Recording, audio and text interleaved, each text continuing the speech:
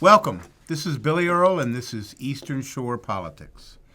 Robert Taylor is our guest today, and what we're going to talk about is a lawsuit between the local NAACP chapter and the county council in terms of the way that they draw the lines and who gets represented and who doesn't.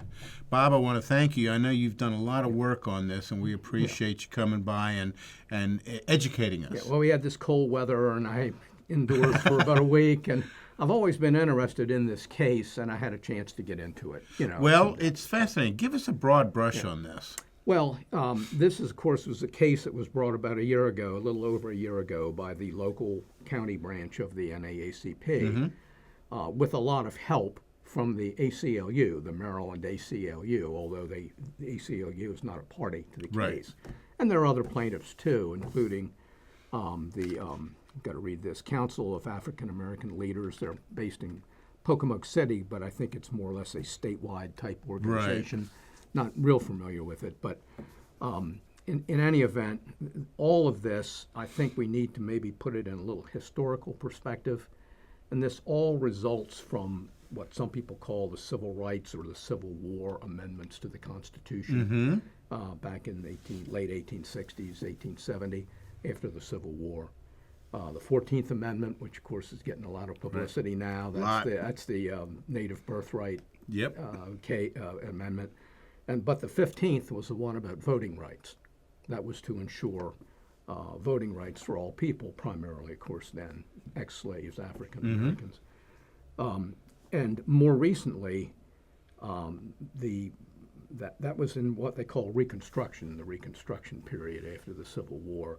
That sort of fell into disuse over the years. Not a lot of litigation came out of that. There was some, but not a lot. But in the 50s, 1950s that would be, it perked back up again, basically after Earl Warren was appointed to the Supreme Court by President Eisenhower. And of course we had Brown versus Board of Education. That's a separate but equal, that's a 14th Amendment case. And then after that, a few years, we had Baker versus Carr. That's one man, one vote. And then Lyndon Johnson became president after Kennedy's assassination, and he really picked up the legislation.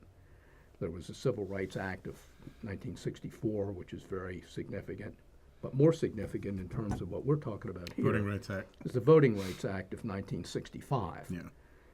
That, again, sometimes these things are enacted, and they just sit there for a while.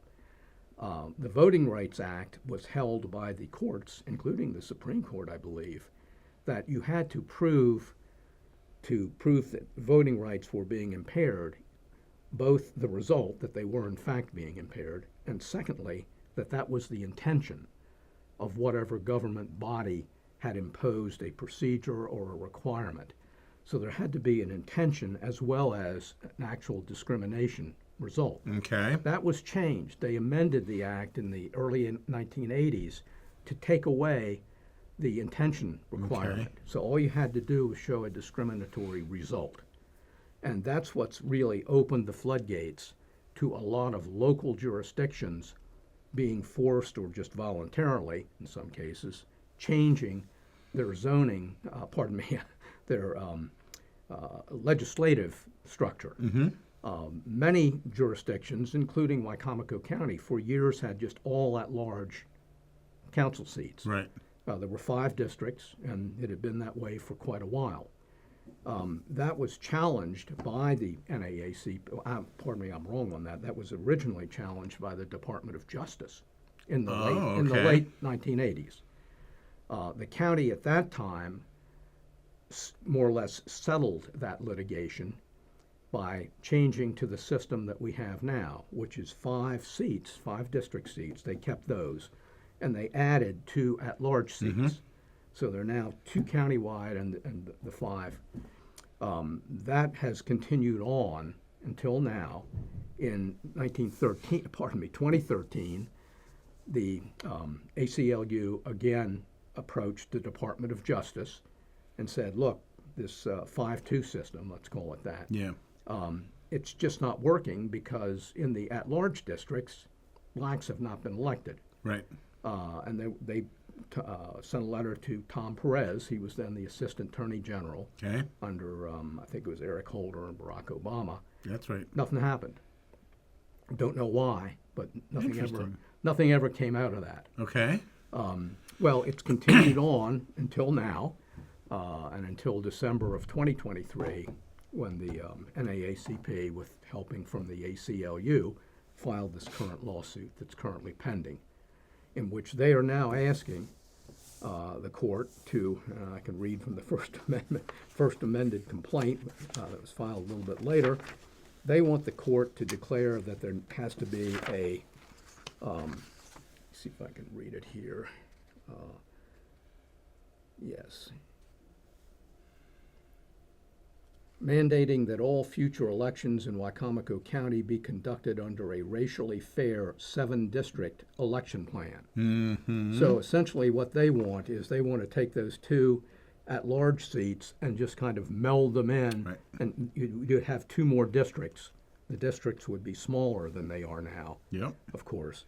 And I think when you read their other pleadings, they want 2 of those 7 districts to be what they call minority-majority yeah. districts. And that means that there would be a more non-white than white residents, mostly black, of course, but there could be other. Wouldn't have to be all Sure. black. We have one of those districts now, going back to that case that was involved with the Department of Justice. Okay. When they changed and went to the 2 at-large system, one of those 5 districts has been minority-majority. Yeah. So that's kind of brings us to where we are now. Just along the way, I might point out, while all this was happening, particularly 35 years ago, many of our local municipalities and counties also changed. We're not alone. Right. Easton, Cambridge, Princess Anne, I think, Okay. Pocomoke, I think. Worcester County, they had a federal case there, and they abandoned their at-large system about 30 years ago. So Okay. we're not the only ones, and of course this is a nationwide matter Yeah. around the country. It tends to be in certain places, not Okay. everywhere, but so anyway, that's kind of a real quick historical perspective of this. I might just point out along that historical line, this has also resulted in the minority-majority district we have in the House of Delegates in Annapolis Okay. that Cherie Sample Hughes now holds. Right. That district was carved out of, I think it's Legislative District 37, which is a huge district. It includes parts of Wicomico County, Caroline County, all of Talbot County, all of Dorchester County, and I think most of Talbot. Yeah. I mean, it's a really huge district. And up until the time they cut out that special district, there were 3. It was called a multi-member district. There were 3 members. And essentially the 3 people that got the highest votes were the That's winners. who took those seats. I think there was a requirement that they couldn't have more than 2 from the same county. There was some, Okay. so that you couldn't have, for example, 3 people from Wicomico County representing the whole district. And I believe that still is the case now. 37 is divided into 37A, which And is B. yeah, and then B. And B is the 2-member district. Yeah. Now, Chris Adams and a fellow from Hutchinson from Dorchester County are the representatives there. So anyway, there's a lot to this. I mean, there's a lot of background here, and I think we've covered, the waterfront, maybe gotten to first base. Yeah. On this, the court case is assigned to a Judge Maddox in the federal court system in Baltimore. This is Okay. the U.S. District Court. I happen to be a law clerk there in a former life Okay. to the then chief judge. But anyway, he, about 4 or 5 months ago, as a result of a joint motion by I assume all of the parties, because it's Right. labeled a joint motion, assigned this to what I call settlement mode. And by that I mean he stayed all proceedings in the case itself. So nothing has happened with any kind of rulings since then. There were, I think, 2 pending motions at that time. They're still pending. They haven't been decided. Right. The settlement procedure there is scheduled conferences before what they call a magistrate judge, not one of the regular judges, district judges, but a magistrate judge. There have been 2 of those, according to the case docket in that case. Don't know what happened. There's no indication of what they did, other than, I guess, get together and meet. Right. They may have even done it by Zoom. Who knows? And he's now ordered the parties to file by the 31st. That's what, Friday? I think. Yeah. A status report on what's happening. On their settlement talks. Yeah, because usually, the idea of this is if you can settle the case, great, settle it, get it out of here. Secondly, if you can't, then agree between yourselves as to how this case is going to proceed. And by that I mean discovery, depositions, document requests. You set the time parameters yourself. Don't come to me and ask me to do it, and then somebody is unhappy and they come to me and say, no, you got to change this. Get it all worked out among yourselves. Is it is it likely that when you have 2 opposing parties like this, trying to decide on what the proper procedure will be is difficult? Well, it can be. I think, though, in this case, a lot of the evidence is in the public record. Mm-hmm. And I might point out that the ACLU and NAACP have 2 very experienced expert witnesses that have already turned in affidavits in this case. I should have said earlier that the NAACP and ACLU, they actually filed a motion for a preliminary injunction. That was shortly before Judge Maddox put this in settlement mode. Got it. That motion's still pending. Yeah. But with it, there are affidavits by their 2 experts and by other people, including Monica Brooks, who's the local head of our NAACP chapter. Yeah. And I've read through the affidavits of the 2 experts, and I think the one guy's been in like 40 cases of this kind. The other, I don't think he's been in as many. He's a professor at the University of Delaware. Okay. And he's analyzed the voting patterns, but it's very competently done. And I should point out that on top of these experts, the NAACP is represented by both Deborah Gian, who is the head attorney for our local, by that I mean Maryland ACLU chapter, as well as, I think it's 6 attorneys from one of the largest law firms in the United States, Arnold, et cetera, et cetera, et cetera. Exactly. And those attorneys from that firm have done numerous cases of this kind, as has Ms. Gian. Okay. So they are what you might call stacked. Up to speed. Yeah, a little bit like the Chiefs, you know, or maybe even the Eagles too. Yeah. We've got Saquon Barkley. So there we go. Anyway, that's what essentially the county is facing. Now, the county has gotten a very experienced attorney too. Okay. Kevin Karpinski. Some people may recognize that name because very shortly after she took office, Julie Giordano fired him. He was the county's special legal counsel for many years. But for some reason, she didn't want that to continue. And she cleared that, created a vacancy, and then she tried to fill the vacancy with Daniel Cox, who, of course, ran and lost against the current governor, who was campaigned with her, Daniel Cox. There were signs for both Giordano and Cox around on billboards and things. Understood. So it's very interesting. Here, the person that was fired just a couple years ago is now representing the county, and it's the county that's the party, the defendant. It's not the council. It's the entire county government. Right. I might also point out that in addition, the Board of Education in the county is a party, as well as the members of the Board of Education. Now, I'm not sure why the members of the board are parties, but the county council members are not. I can't answer that question. But the reason that the Board of Education is joined in this is because they have the same 5-2 system. Aha, So, in other okay. words, when we shifted over, what, about 10 years ago, 8 or 10 Yeah. years ago, from where the members of the Board of Education were appointed by the governor to where they're now elected here in the county. And they went to the same 5-2 system. So that's, I think, the reason why they're involved in it. Okay, so any holding in this case now applies to both of those bodies. Well, presumably. I mean, Presumably. I guess they could decide to go their separate ways, and, Yeah. and one could say, oh, we're going to settle, and the other could say, no, we're going to fight in court. But I don't see that happening. Price tag on this gets hefty, Yeah, doesn't it? it gets very hefty, and that brings up another point that's worth mentioning, and that is that in the lawsuit, they're not only asking for this relief regarding the council structure going to 7 at-large districts, they're also asking for their attorney's fees. Mm-hmm.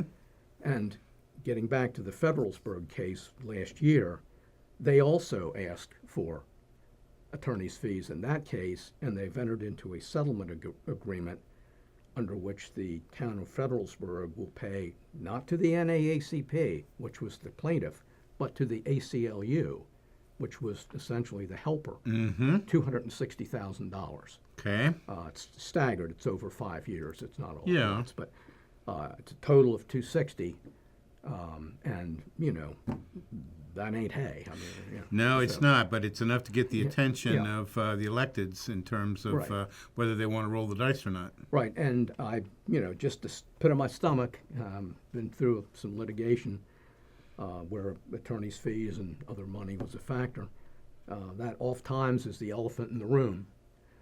The rest of it sometimes you can grin and bear, Yeah. but money kind of has a different flavor to it. Sneaks in, doesn't it? Yeah. Yeah. So that's really kind of where we are here.